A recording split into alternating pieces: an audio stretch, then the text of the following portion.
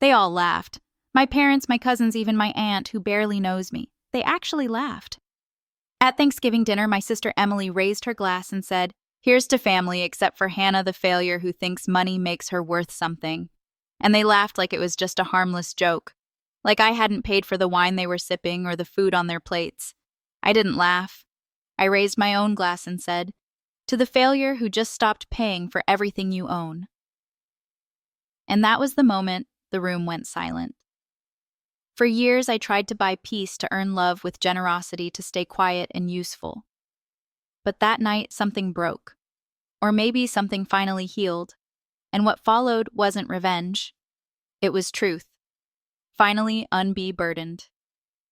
This is the story of what came after that toast. Growing up, I learned early that silence was safer. Emily was the loud one, sparkling, unpredictable, the center of every room. I was the shadow trailing behind her shine, while she sang at talent shows and brought home boyfriends like trophies. I stayed in my room reading books about astrophysics and building basic web apps before I even hit high school. My parents didn't ignore me. Not exactly. But praise was always reserved for Emily. She was our wildflower, our bright spirit, the one who lives life to the fullest. I was so responsible, so mature, which in our house really meant not needing anything. By 16, I had a part-time job and my own savings account. At 19, I was living off freelance contracts while Emily bounced between majors and partied her way through a 6-year college experience she never finished. Still, whenever she stumbled, there was always a net to catch her, usually funded by me.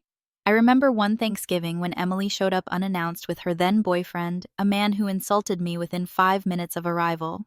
My mother rushed to set an extra place at the table for them.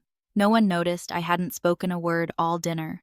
Later that night, I paid the rent she forgot to send that month quietly because she just needed a little time to get her photography business going. I never expected a thank you, but I guess I always hoped for acknowledgement, a pause, a look that said, "You matter too." It never came. Instead, there were jokes, little barbs tucked into casual comments. "Don't work yourself into an early grave, hon," or "Money doesn't buy happiness, you know." One year, Emily gave me a mug that said CEO of being lonely. She thought it was hilarious. I kept showing up, kept giving. Holidays, birthdays, medical bills, broken down cars, even a down payment for Emily's first condo. The title somehow ended up in her name alone. I told myself this is what family does. But deep down, I knew I wasn't family in the way Emily was. I was the safety net beneath them all, reliable, replaceable, unseen. So when Emily lifted her glass at that Thanksgiving dinner and said those words except for Hannah, it wasn't the insult that broke me. It was the clarity. Everything I'd ignored, justified, endured, it snapped into focus. And I knew right then I wasn't going to be their silent benefactor anymore. You'd be surprised how much people forget when they're not the ones paying. The condo Emily bought in her late 20s, that was my money. She'd been denied a mortgage due to poor credit and asked if I could just help get her started. I paid the down payment and signed the guarantor line. She moved in, posted Instagram tours with blessed, thriving captions, and never mentioned my name once. When Dad slipped a disc and needed surgery that insurance didn't fully cover, I paid the difference without hesitation. When Mom's car broke down and she didn't want to burden Dad again, I sent her a check the same day. I paid off Emily's final semester tuition not because I thought she'd finish, but because she'd threatened to just give up and move in with me. I figured paying was easier than living together. Birthdays, anniversaries, Mother's Day, Father's Day. I sent flowers, gift cards, new appliances. When Emily forgot Dad's birthday one year, I had a custom leather watch delivered with both their initials engraved. He thought it was from her. She didn't correct him. Neither did I. There was even a time when Emily was between jobs and Mom called me, voice trembling. "She's just going through a rough patch. Sweetheart, could you maybe float her a little something for rent?" I wired 20. That night, I kept a spreadsheet, not because I needed the numbers, but because it helped me stay grounded. When guilt crept in and whispered, "Maybe you're being too cold," I'd open that file and see just how much I'd quietly carried. Over 7 years. 18. 400 in rent and utilities. 11. 200 in medical bills. 9. 700 in business investments that went nowhere. 6. 500 in car repairs. 4. 0 in vacation and holiday expenses. 1. 0 in last-minute bailouts and forgotten bills. Not on C. Not on C did anyone ask if I was okay, if I needed help, if I even wanted to keep giving. And every time I showed up, someone, usually Emily, would find a way to make me feel like it wasn't enough or it was somehow transactional. Hannah's not the emotional type, she once said at dinner. She just sends money. They all laughed. They always laughed. But the truth was, I didn't send money because I lacked feeling. I sent it because I was raised to believe that love meant giving, that responsibility meant silence, that success meant sacrifice. Until that Thanksgiving night, until the toast that sliced through every buried resentment like a blade. Until I realized I wasn't the problem. I was the funding source. And I was done.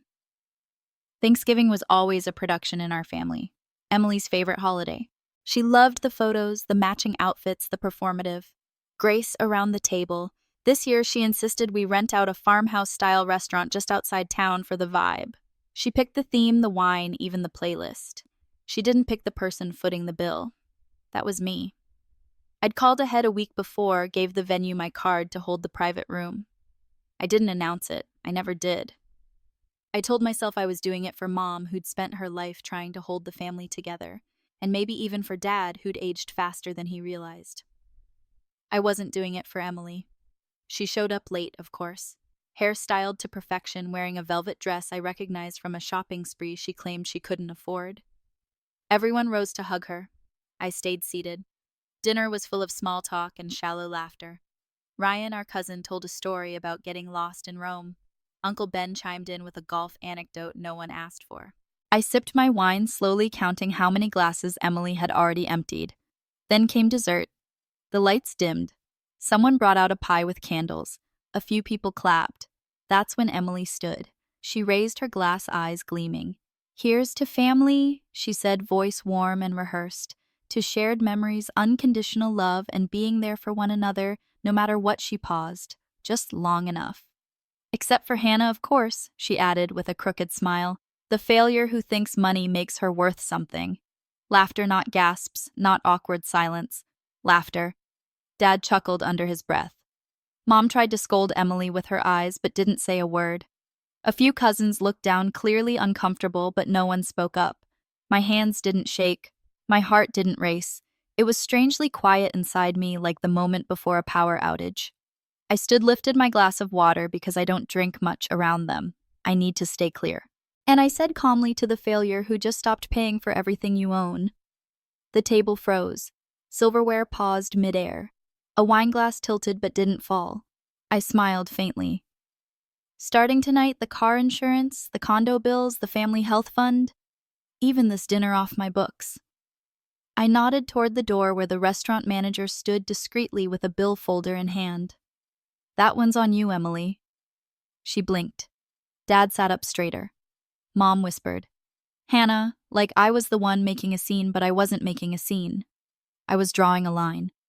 And this time I wasn't erasing it. The dinner ended without dessert. The staff cleared plates in a rush, their polite smiles brittle. No one made eye contact. My parents avoided looking at me. Emily stormed out first, heels stabbing the hardwood like punctuation. The rest trickled out whispering, avoiding the obvious.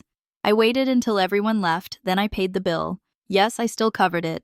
Not because they deserved it, but because I needed that night to end clean. I wasn't going to give them the satisfaction of calling me petty or cruel.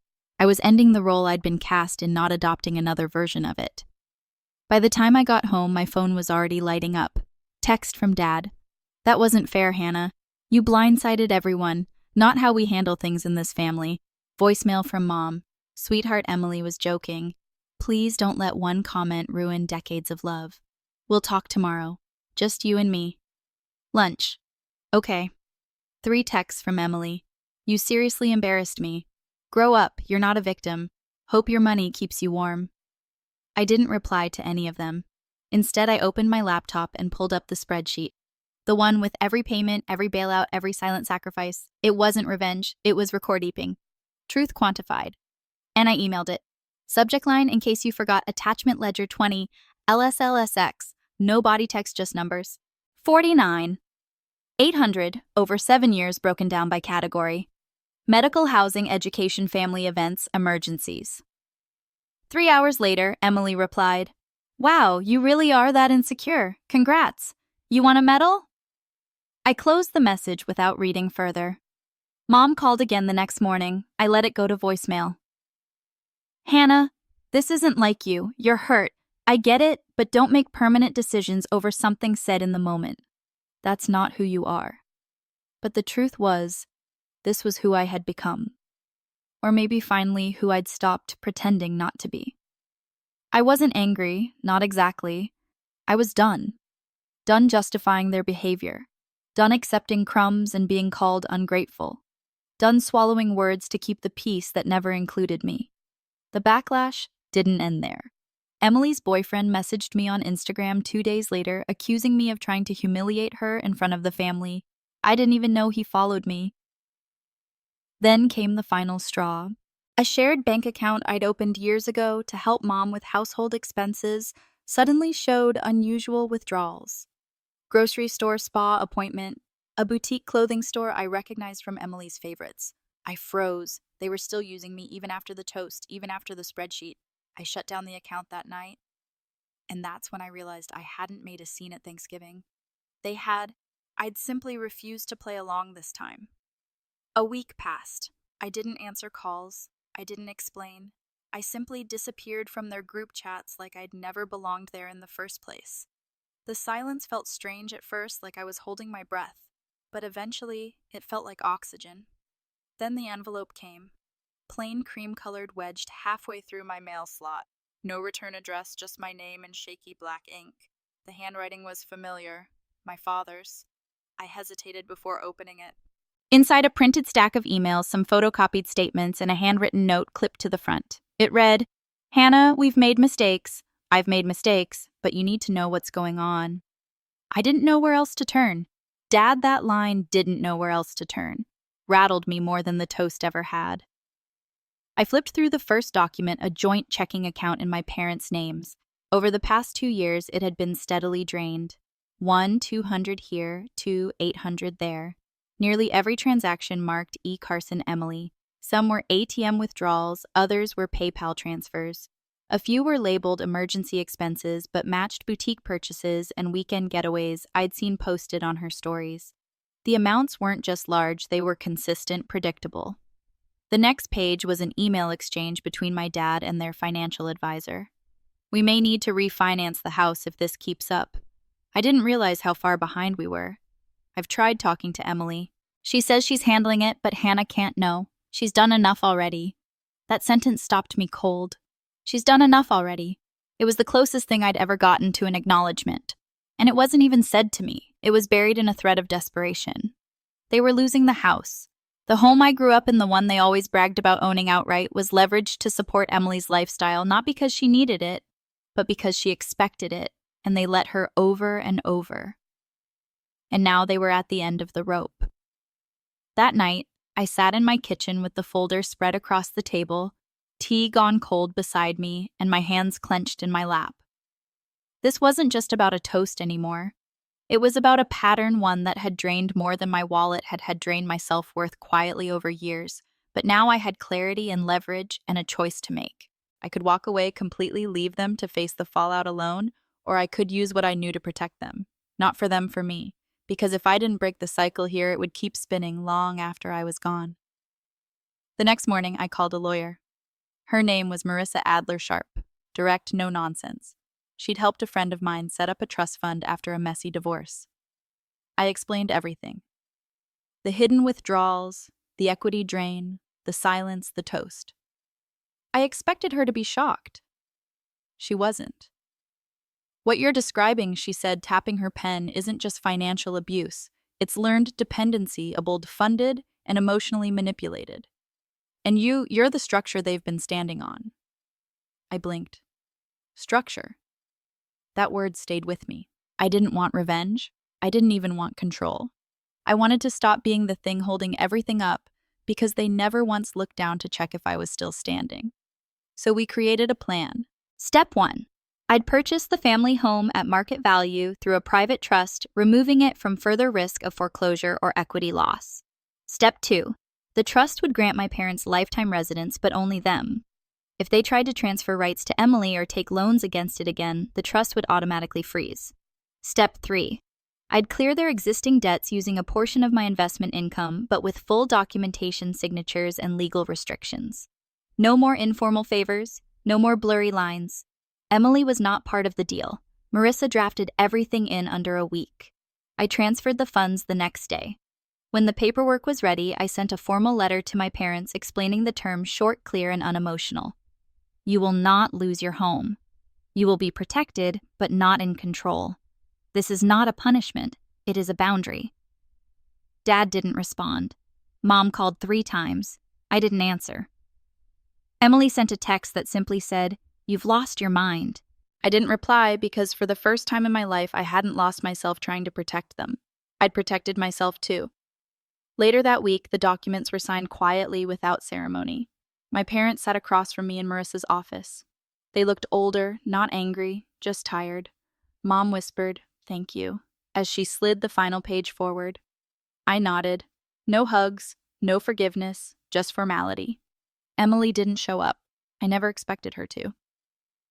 That night, I sat alone in my apartment with a glass of wine and the final deed in hand. The weight wasn't gone, but it had shifted. It no longer lived in my chest. It lived in contracts, in clarity and distance. I wasn't the structure anymore. I was the architect now. And everything that came next, I'd be the one to design it. It happened on a Sunday afternoon. Cold wind, gray sky, the kind of day that makes everything feel heavier. The knock on my door was sharp. 3 quick hits, like punctuation. I looked through the peephole and wasn't surprised. Emily, no makeup hoodie too big for her frame. Hair in a messy knot that looked less effortless and more forgotten. She wasn't here to impress anyone. She was here for answers. I opened the door halfway. "Emily." She didn't smile. "We need to talk." I hesitated, then stepped aside. She walked in without waiting for an invitation. Same as always. Same assumption that space was hers until told otherwise. She stood in my living room, arms folded. "So that's it. You just buy the house, cut everyone out." I stayed silent.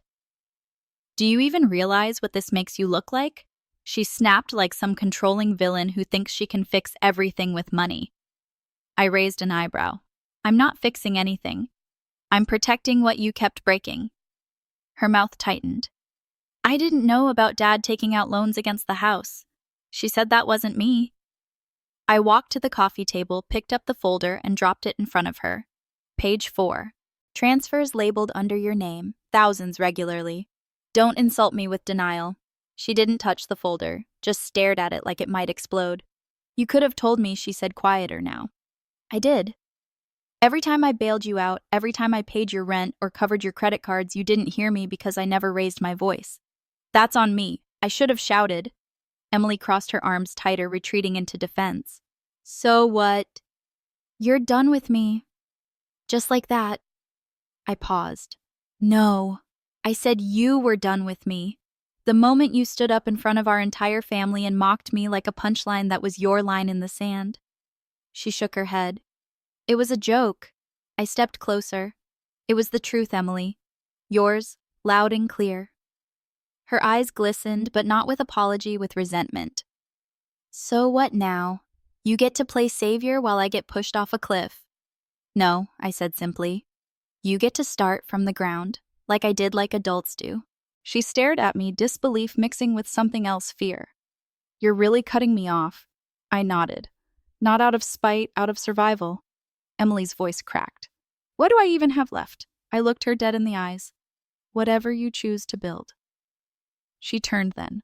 No dramatic slam of the door. No parting insult, just quiet footsteps and a single breath before she vanished down the hallway. And for the first time, I didn't feel guilt after she left. I felt peace. 2 weeks after Emily walked out of my apartment, the paperwork was finalized. The house was officially transferred into the trust. My parents signed every page with tired eyes and trembling hands. There were no speeches, no reconciliations, just signatures, silence, and a distant kind of gratitude. When Mom handed me the last signed page, she didn't meet my eyes. "You didn't have to do this," she murmured. I looked at her steady. "No, I didn't. I left shortly after letting Marissa finish the handover. I didn't want a moment of false closeness. I wanted boundaries, real ones, legal ones, ones that couldn't be laughed off at dinner tables or rewritten by guilt.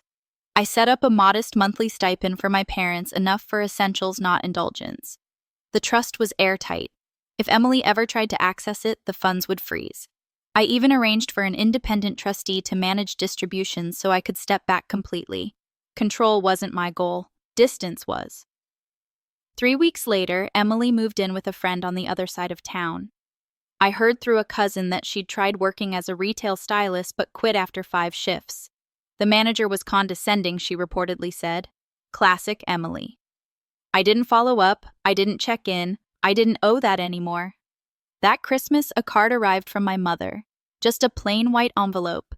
No gifts, no notes tucked inside, just a single sentence. We didn't deserve your grace, but thank you anyway. I stared at it for a long time. I didn't cry. I didn't call. I simply placed it in the folder next to the financial documents, the one that had once held everything that broke me. Now it held things that reminded me I'd survived. And then I went for a walk.